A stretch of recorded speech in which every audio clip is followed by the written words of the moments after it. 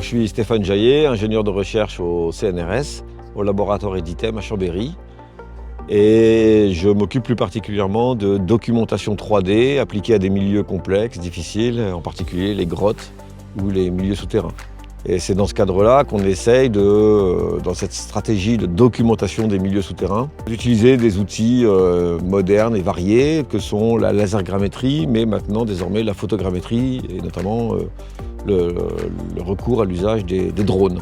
Cet atelier technique alterne des moments finalement sur le terrain et puis on a des moments de travail en salle, à la fois pour traiter les données et à la fois pour échanger sur les potentialités et les limites de l'utilisation des drones souterrains.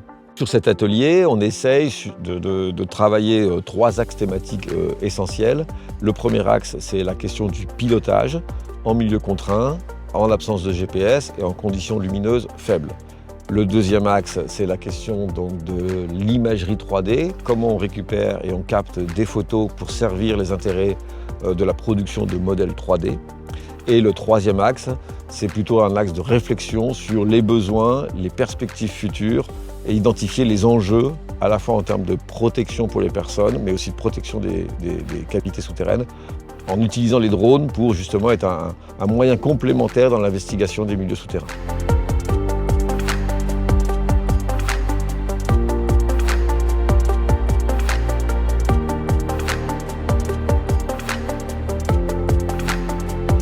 Les personnes qui participent à cet atelier viennent de différents laboratoires, de différentes disciplines. Certains viennent aussi de bureaux d'études sur lesquels ils travaillent dans l'investigation de milieux souterrains.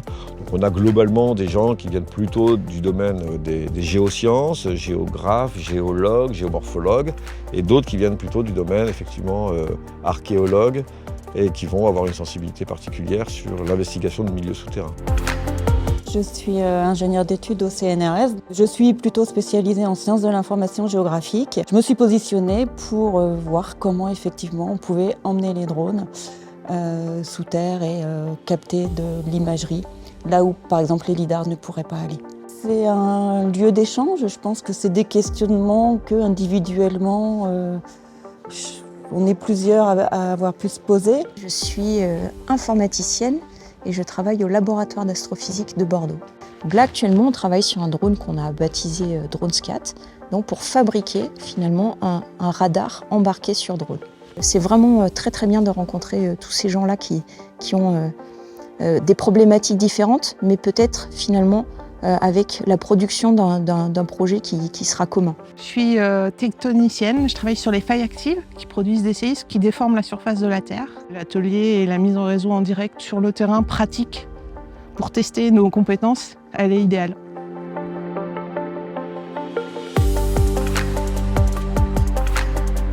On est ici dans la grotte Sainte-Catherine. Pour nous, c'est un peu symbolique, c'est le laboratoire souterrain du CNRS, c'est un laboratoire historique qui date de l'après-guerre et qui, à l'époque, était plutôt axé sur la biologie. Aujourd'hui, c'est une station écologique gérée par le CNRS. Notre réseau de métier a pour vocation d'essayer de trouver des solutions à des questions que peuvent se poser les chercheurs.